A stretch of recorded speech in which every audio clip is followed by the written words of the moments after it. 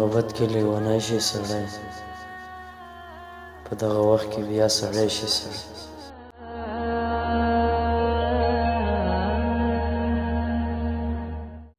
د مین هر څه وي د بل په لاس کې، د معشوقې د لاس بنګړی شي سړی، او ځان سره سل رنګه سوچونه وکړي، خو د یار مخکې بیا ګونګی شي سړی.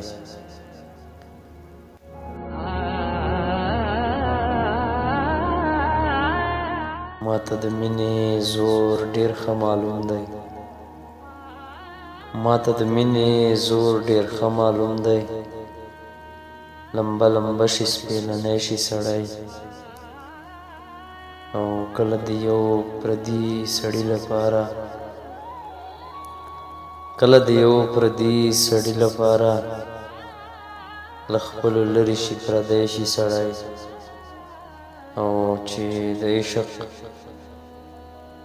د عشق ټولو مرحلو نه تیر شي، چې د عشق ټولو مرحلو نه تیر شي، هله ګوهر شي او غمی شي سړی.